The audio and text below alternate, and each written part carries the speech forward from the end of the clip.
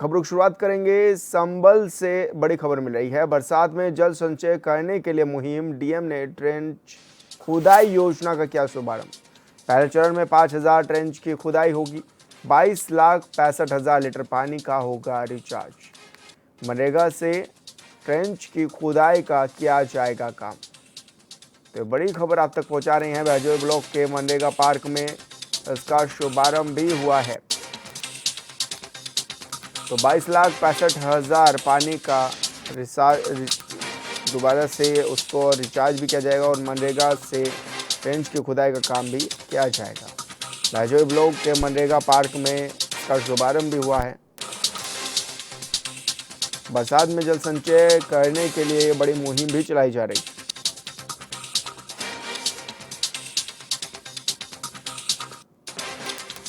और ऐसे में पहले चरण में 5,000 ट्रेंच की खुदाई भी की जाएगी।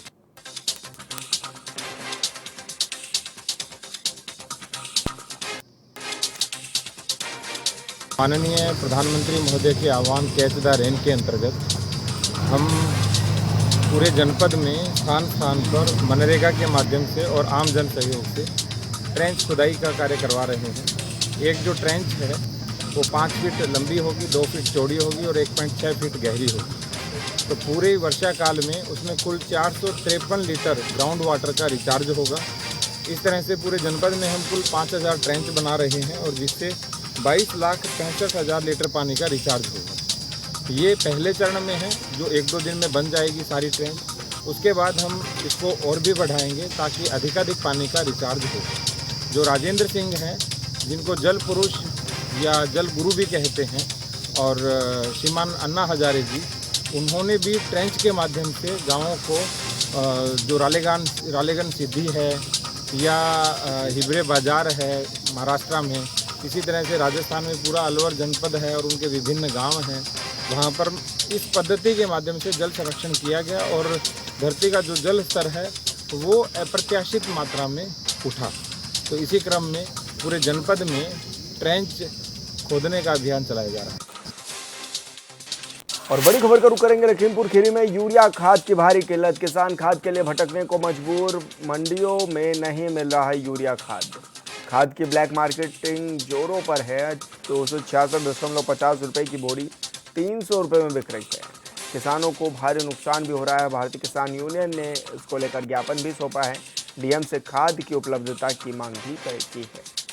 समय पर खाद न मिला तो आंदोलन की भी चेतावनी दे दी है। प्रशासन से तत्काल कार्रवाई की भी अपील की गई है। तो ये बड़ी खबर आप तक पहुंचा रहे हैं, जहां पर किसानों ने मांग भी की है। उन्होंने कहा है कि यूरिया खाद नहीं मिल रहा है, जिस वजह से भारी परेशानियों का सामना करना पड़ रहा है। ऐसे में डीएम से भी खाद की उपलब्धता की मांग की गई है।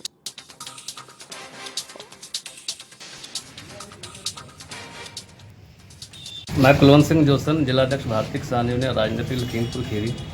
आज किसानों की जो समस्या इस समय जो है खाद की, यूरिया खाद की, जो पूरे जनपद में इस समय बहुत बड़ी कालाबाजारी हो रही है। आप सोसाइटियों में जाकर देख लीजिए, खाद ही नहीं है। किसान वहाँ पूरा दिन लाइनों में बैठा हुआ है, जबकि ये खाद प्राइवेट जितने दुकानदार उनके पास ये खाद बड़ी पर्याप्त मात्रा में रखी हुई है। 266 रुपये 50 पैसे यूरिया का रेट है। अगर ये प्राइवेट आप लेने जाते हैं तो आपको 300 से लेकर 350 रुपये तक खाद आपको वहाँ मिल जा रही है। इसमें और भी गौर करने वाली बात है कि जितनी भी लाइनें यहाँ पर सोसाइटियों में लगी हुई हैं, एक भी बड़ा किसान उसमें नहीं है। सारे गरीब किसान जो हैं, छोटे परिवार के किसान हैं, वही लाइन में लगे हुए हैं। इससे ये पता लगता है कि जितने बड़े बड़े किसान हैं, उन्होंने सोसाइटियों की जहाँ प्राइवेट जो 300 350 में यूरिया मिल रही है, उनसे ले लेकर अपने गोदाम भर लिए हैं। उन्होंने स्टॉक करके अपने गोदाम भर रखे हैं, लेकिन किसानों के पास यूरिया नहीं है। तराही मची पड़ी है। यहाँ का कृषि अधिकारी, यहाँ के जो कृषि के विभाग से जो संबंधित लोग हैं, वो कहते हैं कि यूरिया की कमी उत्तर प्रदेश यहाँ जनपद लखीमपुर खीरी में नहीं है, जबकि आप देख लीजिए कहीं भी यूरिया नहीं मिल पा रही। कल भी हम लोग 4-5 घंटे लाइन में बैठे हैं, कहीं भी यूरिया नहीं है। इसी संबंध में हम डीएम लखीमपुर खीरी को ज्ञापन देने आए हैं। फिरोजाबाद में बिजली समस्या और विकास कार्यों को लेकर कांग्रेसियों ने गांधी पार्क पर धरना प्रदर्शन किया। इस दौरान उन्होंने राज्यपाल और डीएम को संबोधित ज्ञापन भी डीएम कार्यालय में सौंपा है और समस्याओं का निदान कराने की भी मांग की गई है। वहीं कांग्रेस प्रवक्ता अजय कुमार ने कहा है कि बिजली की अघोषित कटौती को बंद किया जाए। तिलक नगर और शहर के अन्य मोहल्लों में बिजली मीटर जंप मार रहे हैं, जिसके नाम पर विभाग ने लूट मचाई हुई है।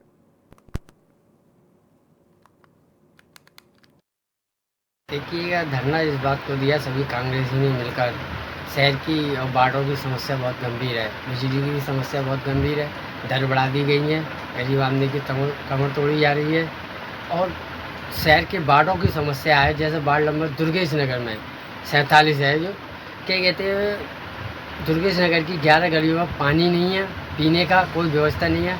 नगर निगम से कई बार मांग की गई है, सर यहाँ पे क्या कहते हैं नलकूप लगवा दिया या पानी पहले डलवा दिया है। ऐसे ही क्या कहते हैं किशन नगर कलावती स्कूल के पीछे जो गड्ढे मटिया वाला क्षेत्र है, वहाँ सड़कें नहीं है, लोगों के घनी आबादी है, लोग रह रहे हैं, पानी निकलने का कोई निकास नहीं है उसको लेकर।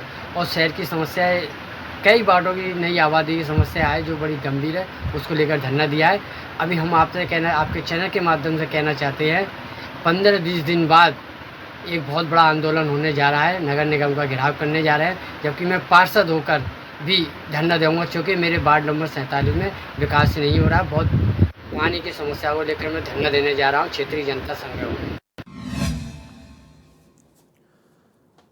कानपुर में डीएम और सीएमओ के बीच चल रहे विवाद को लेकर सपा विधायक अमिताभ बाजपेयी ने बड़ा बयान दिया है। उन्होंने कहा है कि ये लड़ाई डीएम और सीएमओ के बीच नहीं है, बल्कि ये लड़ाई सीएम और डिप्टी सीएम के बीच वर्चस्व की जंग है और इन्हीं सब के बीच एक आम आदमी अपने आप को ठगा हुआ महसूस कर रहा है। उन्होंने कहा है कि ये सरकार भ्रष्टाचार में लिप्त है।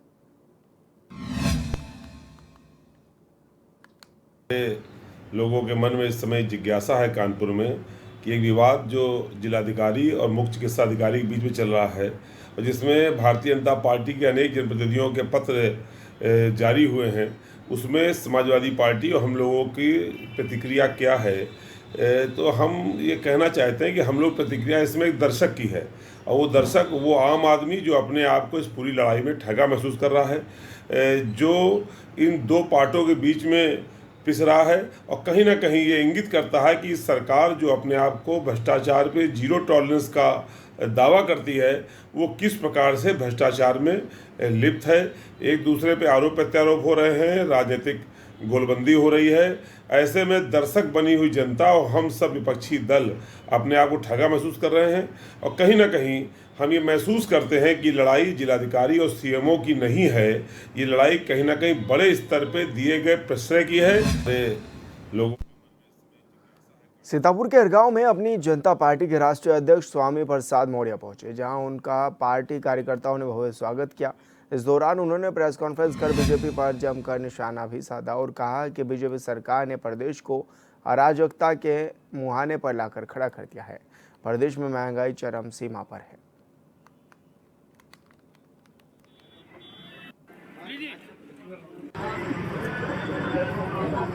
वो एक ऐसी दर्दनाक और मर्माहत करने वाली घटना रही है जिसको कोई भूल नहीं सकता है। उसमें मैं सभी मृतक व पीड़ित परिवारों को के प्रति संवेदना व्यक्त कर चुका हूँ और अपेक्षा करता हूँ कि केंद्र सरकार इस प्रकार की जो भी उड्डयन से संबंधित लोग हैं उनको हिदायत दें। यदि अच्छी तरीके से उस विमान का परीक्षण किया गया होता तो उड़ान भरते ही दुर्घटना होने से बचा जा सकता था। इस प्रकार की सावधानी न हो, इस बात को सरकार सुनिश्चित करे। संभल के सपा सांसद जियाउर रहमान बर्क ने कोर्ट के आदेश पर बिजली विभाग में 6 लाख रुपए का ड्राफ्ट जमा किया है। सपा सांसद पर 1 करोड़ रुपए से ज्यादा का बिजली विभाग ने जुर्माना लगाया था, जिसको लेकर सपा सांसद हाई कोर्ट में चले गए थे। वहीं कोर्ट के आदेश पर बिजली विभाग को सपा सांसद की बिजली चालू करने के निर्देश दिए गए थे।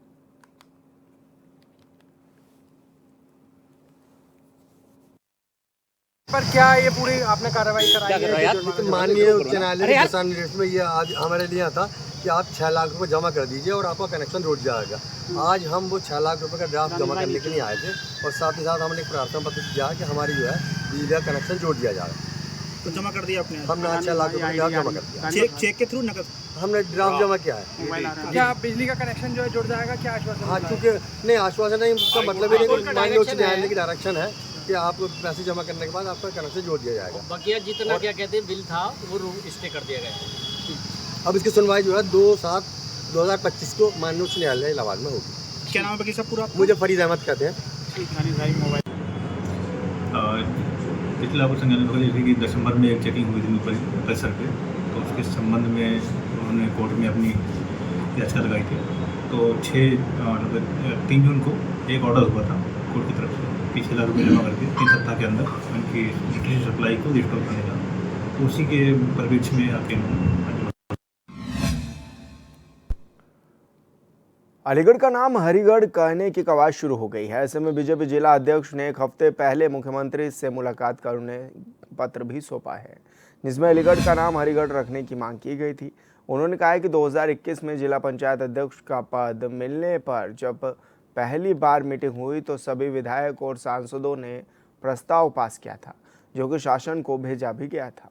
उन्होंने ये भी बताया है कि मुख्यमंत्री ने आश्वासन दिया है कि समय आने पर आपकी जो बात है वो पूरी की जाएगी और अलीगढ़ का नाम हरिगढ़ अवश्य होगा।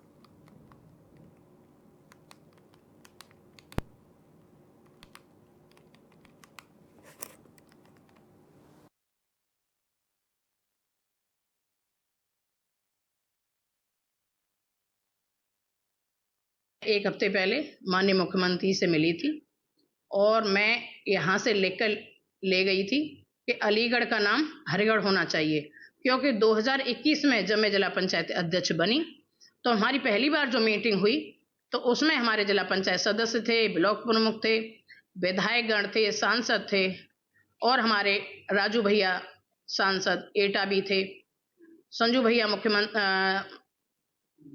मंत्री थे, शिक्षा मंत्री भी थे और एमएलसी थे, सभी थे। तो सभी ने अलीगढ़ का नाम हरिगढ़ होने पर मोहर लगाई और हमारा प्रस्ताव पास हुआ।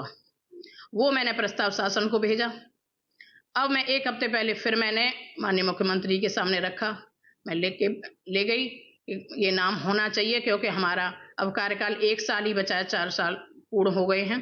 तो हमारे मुख्यमंत्री जी ने मुझे आश्वासन दिया कि समय आने पर आपका जो प्रस्ताव था, जो बात थी, वो अवश्य पूरी की जाएगी। अलीगढ़ का नाम हरिगढ़ अवश्य होगा। मुरादाबाद जिले के कोतवाली ठाकुरपुर में बीजेपी की पूर्व ब्लॉक प्रमुख के घर पुलिस की दबिश की वीडियो सोशल मीडिया पर तेजी से वायरल हो रही है, जिसमें पूर्व ब्लॉक प्रमुख पुलिसकर्मियों से तीखे सवाल करती हुई नजर आ रही है। मामले में बीजेपी की ब्लॉक प्रमुख प्रेमलता का कहना है कि मामूली पारिवारिक विवाद के चलते पुलिस उनके घर पर दबिश देने आई और पुलिस ने दरवाजों पर आवाज़ तक लगाना उचित नहीं समझा। उनका ये कहना है कि जून 14 को मेरे पति की गैर मौजूदगी में जबरन घर में घुस गए और मेरे साथ अभद्र व्यवहार भी किया। वहीं पूर्व ब्लॉक प्रमुख ने मामले को लेकर उच्च अधिकारियों से वार्ता कर कार्रवाई कराए जाने की बात भी की गई है।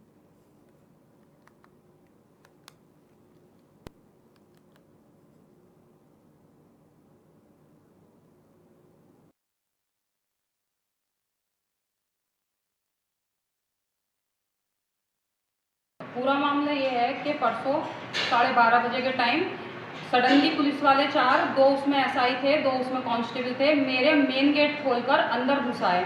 मेरे को पता ही नहीं लगा कि वो अंदर कब आ गए। मेरे पास 2 डॉगी पल रहे हैं। जब उन्होंने घर के अंदर एंट्री, मेरे रूम में एंट्री नहीं करने दी, तब मैं बाहर आई। मैंने आकर बाहर देखा कि 4 पुलिस वाले सामने खड़े हुए हैं। मुझे बहुत शौक लगा। उन्होंने मुझसे कहा अपने कुत्तों को बांध दो। मैंने पहले कुत्ता बांधा, अंदर गई, दुपट्टा ओढ़ा और अपना मोबाइल लाई। मैंने फिर उनकी पूरी वीडियो अपलोड करके डाल दी है। आप उसको सोशल मीडिया पर देख सकते हैं। लेकिन ये जो भी हुआ, ये बहुत गलत हुआ मेरे साथ। ये बताइए, हमारा 5 साल से बंटवारे का मामला चल रहा है, माँ बेटों की लड़ाई है, वो तीसरे दिन की लड़ाई है और सभी लोग उस चीज़ से भली भांति परिचित हैं। किसी से भी ये मामला छुपा हुआ नहीं है। कानपुर में सालों से बकाया वेतन, बोनस और लीव इन कैशमेंट का इंतजार कर रहे लाल इमली मिल के 650 श्रमिक अभी भी परेशान हैं।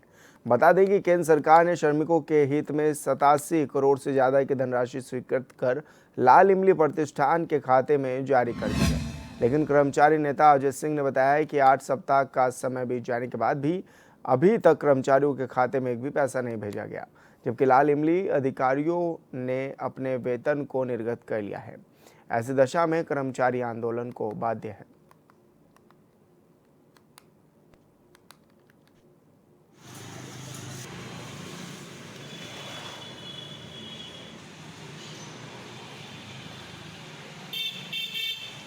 देखिए, एक लंबी लड़ाई के बाद और संसद जी के अथक प्रयासों से हम लोगों को एक आशा जगी और BIC के अकाउंट में 87 करोड़ 42 लाख रुपया 16 मई 2025 को इनके अकाउंट में आ गया।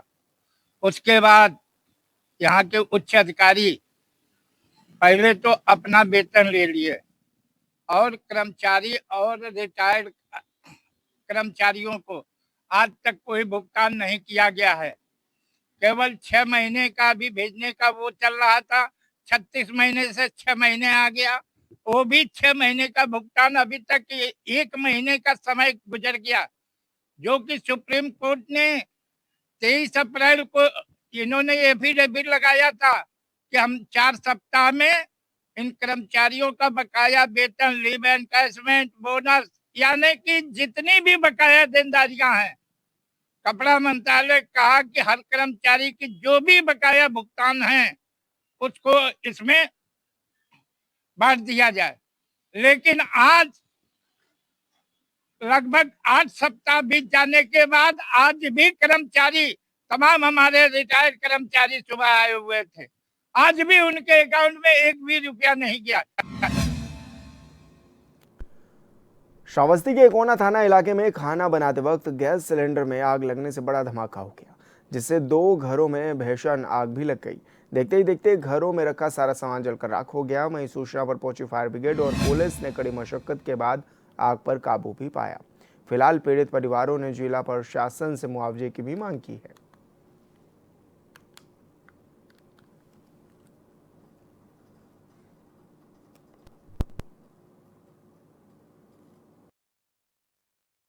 गैस पे लीक हो, आग लाग के जलेगा पूरा घर, और सब पूरा घर के राशन पानी बर्तन भाड़ा सब पूरा जलकर राख हो गया। लगभग कैश वैस क्या था? लगभग कैश 15,000 इनका था, 20,000 मेरा था। कल मैं बाहर से आया था तो सर सामान खाने पीने का कुछ सामान था, कपड़ा लत्ता भी था, सब जलकर राख हो गया। गेहूँ चावल आटा खाने पीने का सामान जो था सब पूरा जल गया। दमकल टीम पहले पहुंची थी या नहीं, बाद में पहुंची। जब काम यहाँ खत्म हो हाँ, गया? यहाँ बुझा लिए, काबू कर लिए गैस को, आग को, फिर वो दमकल आग पहुँची। क्या कहना चाहते हो अधिकारियों से आप? अधिकारियों से यही कहना चाहते हैं कि कुछ मदद मिल जाएगा तो थोड़ा अभी इसको घर बना सकते हैं कैसा भी करके, नहीं तो बारिश का टाइम है, वैसे ही कैसे गुजर करेंगे। अच्छा, घर आपका जलकर राख हो गया है, 2 घर दोनों भाइयों का। अभी आप लोग कहाँ जाओगे, कैसे किस हाल में रहोगे? बारिश का टाइम चल रहा है। वैसे ही कैसे रहेंगे, गुजर तो करना ही पड़ेगा साहब। हाँ, वैसे ही जब तक बारिश आएगा तब तक देखेंगे, कुछ इधर उधर से मदद मिलेगा जो। क्या नाम है दादा आपका? राम बचन। कहाँ के रहने वाले हो? रामपुर कटियाल। कैसे आपके घर में आग लगे? वही चाय पानी गैस वैस पर बनावत रही, बस वही से तेन अपन बड़ी उठा भग कर दिया। हाँ, दौरा धूपागा सब बचाए नहीं मिला, जल गया। कितना नुकसान हुआ? लाख खान हुआ नुकसान। अच्छा, हम देख रहे हैं आपका घर जलकर राख हो गया है, इसमें कोई बर्तन और कोई सामान खाने पीने की चीज नहीं बची है। कुछ नहीं। कहाँ जाओगे आप लोग, क्या खाओगे? अब कोनो में और सरकार जो उनको दे ले हम रहा जाए, गुजर बसर होई, और का किन जाए, कहाँ से का किन जाए बरसात मौसम। अच्छा, आवास वगैरह सरकारी जो मिलता है आप लोग को मिला है कि नहीं? कुछ नहीं मिला है। प्रधान यहाँ के मौजूदा जो हैं वर्तमान, वो आए थे आप लोग के पास? हाँ, आए, देखभाल गया है, कहीं बहन इकबाल साहब तब आई थे। क्या नाम है माता जी आपका? कहाँ के रहने वाले हो? रामपुर पटियाला। कैसे आपके घर में आग लगी? चाय बनावत हैं, चाय बनावत हैं, जैसे बारन तैसे हम बनाला बरे लग भर भर भर भर बुझावे लागन, तो नहीं बुझान तो पकड़ ली सुखार घर बरे लाग सगरी, कुछ नहीं निकाल पाए, कोहड़ी बाड़ी वही में जन को जर के सब राखी हुई गवा और अपन जरियन वही लपट मैया से पर खींच ली। आपका इसमें कुछ पेपर वगैरह भी जला है? आधार रहा 2 ठो। अच्छा। आधार रहा, रुपया रहा 15,000। हाँ। धरे रहन काज पेशी कहे बताई ना बिनगा तो हुआ एकदम धरे रहन खारा ले जेबे तब धरबो नहीं के बेटी धरे बनावे बच्चे बनावे लागन। अच्छा, एक लोग बाहर भी कल या परसों आए थे। हाँ। उनका भी सामान। हाँ, सब धरे उठाए रहे वहीं से जेल के में राखी हुई। निकाल मिला तो निकाला का बाकी वहीं से जेल के सोफा। क्या कहना चाहते हो अधिकारियों से? अब अधिकारी साहब जो कुछ दे दिए, रुपया पैसा दे दिए, कॉलोनी दे दे, कुछ दे दिए तो कहूँ तनख्वाही दिए 4 हाथ के कहाँ ले। अच्छा, आप कहीं जल भी गए थे? हाँ। कहीं जले हो, हाथ में जले हो? अच्छा, धोती कपड़ा सब, यह गड़वा सब देखो, यह मोड़वा सब जरी गवा सब बाहर से ऊपर गवा सब या सब माई झोंक कौन सी गवाया है पाछे देखा जा यहाँ सब सब कहो बची गई पर नहीं कोनो में यार ये नहीं लिखा तो बचाओ हम लोग बाहर ज़्यादातर। दंकल विभाग की जब टीम आई थी पानी फायर ब्रिगेड की, तो आप लोगों ने आग पर काबू पा लिया था? काबू पा लिया था? हाँ, उसे तनिक रहा, उन्होंने लगाए बुझाई नहीं सब। हाँ। पैप और सब सहारा मारे नहीं साहब। हाँ, सब रहे, बहुत आदमी रहे, सब धुआं धक्कड़ होन करता है और सब बुझाई नहीं। खबर कानपुर देहात से है, जहां अकबरपुर थाना पुलिस को एक बड़ी सफलता हाथ लगी है। ऐसे में पुलिस ने एसटीएफ और एटीएम से छेड़छाड़ कर रुपए निकालने वाले 2 शातिरों को गिरफ्तार भी किया है। वहीं पुलिस ने दोनों के कब्जे से मोबाइल, एटीएम कार्ड, चाकू, 10,000 रुपए की नकदी भी बरामद की है। बता दें कि पकड़े गए दोनों शातिर कानपुर नगर के थाना सैन पश्चिम पारा के सोनपुरा गांव के निवासी हैं।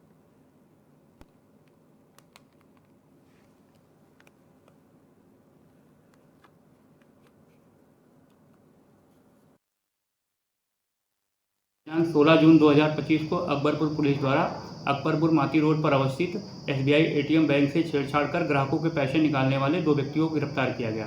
इन व्यक्तियों ने पूछताछ में अपना नाम अनीश कुशवाहा और अजीत कुशवाहा बताया। ये दोनों व्यक्ति थाना सेन पश्चिम पारा कानपुर नगर के रहने वाले हैं। इन व्यक्तियों के कब्जे से 2 प्लास्टिक प्लेट, 1 अदद कटर चाकू, फेविक्विक, 2 ATM कार्ड व 11,400 रुपये बरामद हुए हैं। इनके द्वारा पूछताछ में 15 जून को औरैया के एक ATM से छेड़छाड़ कर 10,000 रुपये निकालने की बात भी स्वीकार की गई है। इनके विरुद्ध अग्रिम विधिक कार्रवाई तत्परता से की जा रही है।